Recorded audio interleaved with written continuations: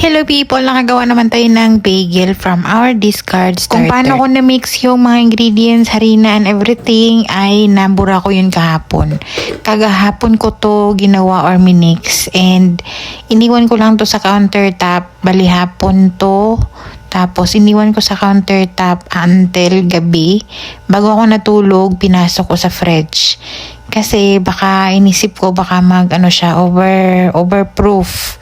So nilagay ko muna sa fridge and kinabukasan umaga, nilabas ko siya uli hanggang hapon na. Iniwan ko lang yan siya sa countertop. Hapon ko na binake yan dahil sinakto ko na dinner at inisip ko rin na para makaalsa siya ng maigi.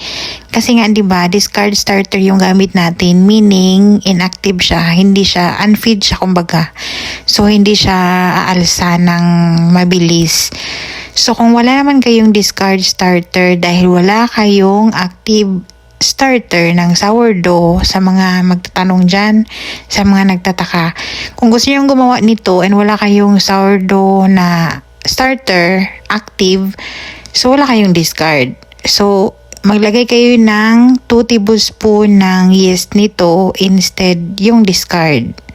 So yun na lang yung i-add nyo and complete na yung recipe na ilalagay ko sa screen or ilalagay ko sa inbox. Kasi yung texture ng dough nito ay kailangan medyo matigas para makakreate tayo ng magandang bagel. So kung feeling nyo na mas soft pa siya or mas marami pa siyang tubig, kaya nyo pang dagdagan ng flour, dagdagan nyo since na wala kayong discard. Pero kung meron kayong discard or meron kayong active starter, i-follow nyo na lang yung recipe na nilagay ko sa inbox. So kanina, mga bandang 2:00 yan ng hapon, sinimulan ko na siyang ibilog-bilogin.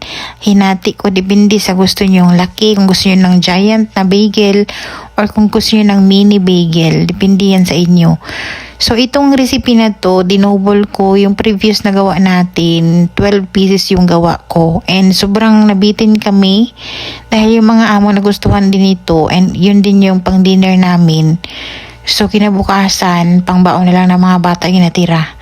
So this time, i-double ko na para wala lang mabitin. Nasa bandang mag-3:00 na yan ng hapon, kakatapos lang mag-lunch ng mga amo. And minuldi ko na siya. Mahina talaga yung kanyang alsa kasi nga discard starter. Pero okay lang din naman dahil hindi naman ako nagmamadali dahil para naman to sa dinner and pangbaon ng mga bata. Gusto ko lang ma-experiment talaga kung kaya ba talagang paalsahin or gumawa ng bagel gamit ang discard na walang yeast. Diba nung nakaraan, naglagay ako ng konting yeast doon. Pero binake ko yun ng 1 day. Ito kasi pang 2 days. Kinabukasan ko na to na bake. Kanina nga. Pero talaga namang nag-work. Kailangan lang talaga siya ng more time para maka-expand or malasa. Kung hindi ko to pinasok sa refrigerator kagabi, umaga pa lang or early pa, mga bandang 10:00, kaya na siguro tong i-bake.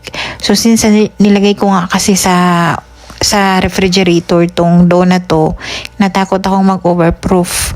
So kinaumagahan, binalik ko ulit siya sa room temperature hanggang sa hapon. Nakatulong din yung winter dito, mahina din yung alsa niya, kaya nakapag-wait din or kaya din niyang hintayin yung hanggang hapon ng nasa counter lang. So ito na nga, bandang 4:30 na to, 4:45 ata, mag-5:00 ng hapon. Bumaba na ako para lutuin to. So para ma-achieve natin yung texture ng bagel na makunat-kunat sa labas. Yung texture niyan ay makunat-kunat sa labas. Parang ang loob ay fluffy na merong pagka masiksik na dough. Para magkaroon tayo ng ganun, yung water ay naglagay ako ng 1/2 tablespoon ng baking soda and 2 tablespoon ng honey. Kung wala kayong honey, hindi yung babe nyo, ilagay nyo dyan. Charis. Yung tubig, lalagyan nyo ng sugar kung wala kayong honey. Meron namang magtataka dyan. Bakit gumamit pa kayo ng discard, gumamit na lang ng yeast? Yung discard starter, para kasi siyang Para siyang yeast na makaalsa, pero hindi siya yung commercial yeast na lagi nating ginagamit. And ito ay mas healthier naman to dahil sa long fermentation. So niluto ko lang, pinakuluan ko lang yan ng 30 seconds each side. So binaliktad ko yan 30 seconds each sides. So meron tayong pinaglagyan dyan na nilagyan ko ng towel para doon natin ilagay para ma-drain yung water.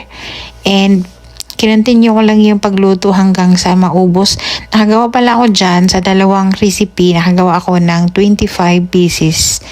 So kung kagaya nito, naggumawa kayo ng pangmaramihan and kunti lang kayo sa bahay, pwede nyo itong ilagay sa freezer, yung iba. Bali, na-bake na siya. And ilagay nyo sa freezer. Balutin nyo muna ng cling wrap isa-isa. And ibalot nyo sa foil. Tapos, pagka gagamitin nyo, pwede nyo nang initin kahit sa microwave or sa oven or sa toaster. Para fresh, babalik din yan sa pagka-fresh from the oven yung kanyang texture. So ngayon, napatunayan ko yung discard. Kaya pala talagang magpaalsa. Pero it needs time lang talaga. Kaysa sa active starter. So after na napakuluan natin ng saglit with baking soda and honey, nilagay natin yan sa baking pan.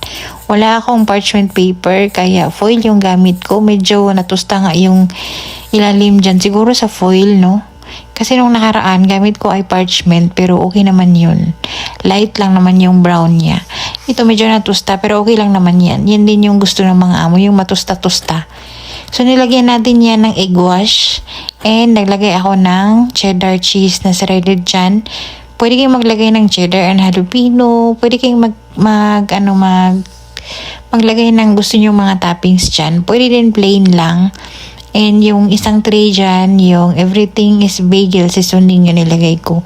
Masarap din yun. Meron tayong homemade na ginawang everything is bagel seasoning kung walang mabilhan. Dito nga talaga walang mabilhan dito sa Saudi dahil parang hindi to common na bread dito. Kaya gumawa ko ng homemade. So itong mga discard na to, kung gusto nyong gawin na bagel, kailangan yung hindi kayo nagmamadali. Meron kayong pasensya kung kailan yung kainin yung bagel nyo.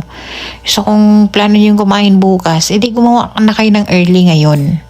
So, ito nga yung everything is bagel.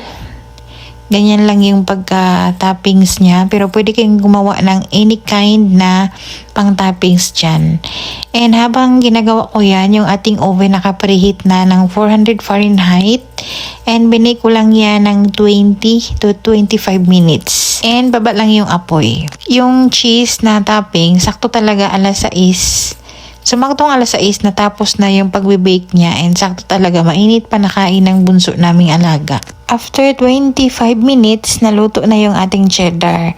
Pinahuli ko yung everything is bagel dyan dahil medyo light pa siya dahil ito naman ang nauna yung cheddar nilagay natin sa oven. So, nauna siyang naluto. The best pair nito, palaman ay cream cheese. Meron tayong cream cheese dito. Egg, pwede kayong maglagay ng bacon. Pag gusto kayo kung anong gusto nyo or kainin nyo lang to na as is ganito. So, diba, yung texture nito pag naluto, chewy talaga siya. Makunat-kunat. And meron siyang crunch dahil yung cheese. And yung loob niya, masiksik yung loob na ma-fluffy.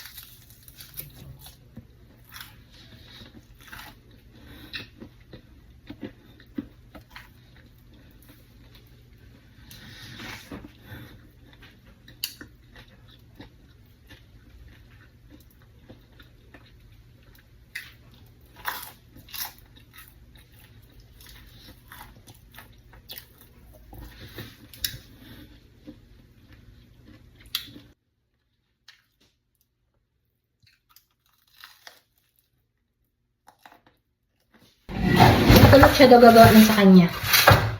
Sana all. Ito, mainit pa talaga to. May customer tayo. Alin dito, Day? Ngayon, medyo malaki. Dito sa taas. Si Asis? Medyo malaki? Oo, para maubos niya yan. Uy, gusto niya, alaga niya, pakainin niya ng anong dambuhala. Ang problema nito, mahirap siyang tanggalin kasi it's not parchment paper. Bakit pink? Ay, purple.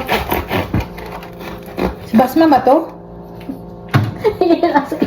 Hindi mo siya choosy sa plato. Basta mayroon siya pagkain. Saan si ate? Wala tayo. What? Wala siya dyan. Yung mata niya puro heart.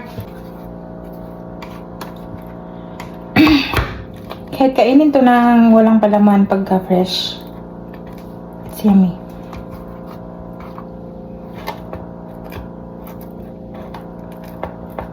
Katulog ako eh. Parang hindi siya nakapay. Di mo alam, nandito na ako. Kasi ano, Kala ko masarap natutulog matulog. ka din. Kaso nang inisip ko siya yung bagel, ganon.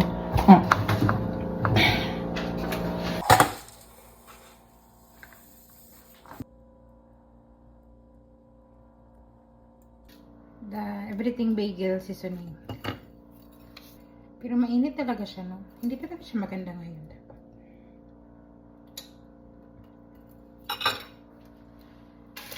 Huwag mo na. Ito muna. Ito muna tayo. Cheese. So, ito na yung dinner ng pangkalahatan.